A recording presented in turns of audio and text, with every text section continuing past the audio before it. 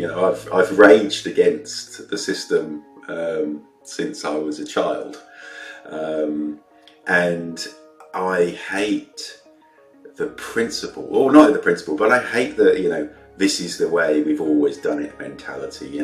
Most people will tell you, you need to be a technology business. You need to go and hire, great technology folk. You need to hire people that are technology literate, which enables you to deal with the technology folk. You need to invest huge amounts of money in software development teams, and creating that type of organization to be able to launch your product. And in fact, you've heard some global CEOs of banks talk about themselves becoming software businesses that do banking.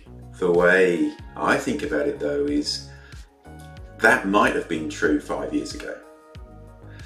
It's not true today. For example, when we set up Judo Bank was the first born in the cloud, fully operational, fully licensed bank. Didn't own a single server, didn't employ a single developer. We hadn't written a single line of code.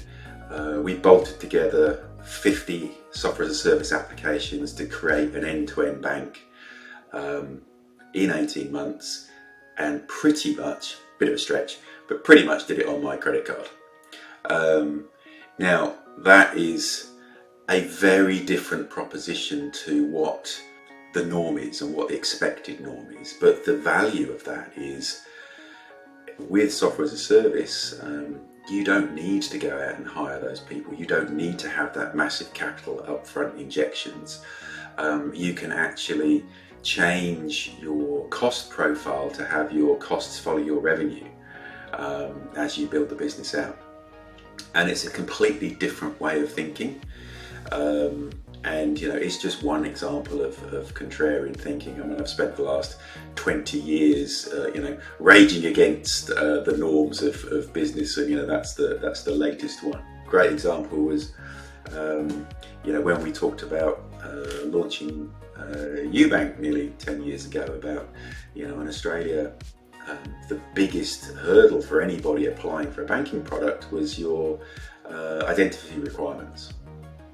So, how do we solve that problem? How do we, the standard way of thinking was you had to go to a branch and you had to show your driving license and your passport, right? The contrarian way of thinking was, how do we get to do that online as one straight through process, use your digital identity that exists and make that work? Today, that's just the norm, right? 20 years ago, even 15 years ago when we did UBank, that was definitely not the norm, right? I had to fight tooth and nail to make that process acceptable, when in reality, it was significantly better than locking up to a branch with your driving license and passport. Not just simply because of the customer experience benefits, but because it's much easier to go and buy a fraudulent physical document than it is to fake your digital IDs with government agencies. So actually, as a KYC process, it was actually much higher value, and that's how you need to start to think about difference. Think about the outcome, not what that you're trying to achieve, not the process of trying to achieve it.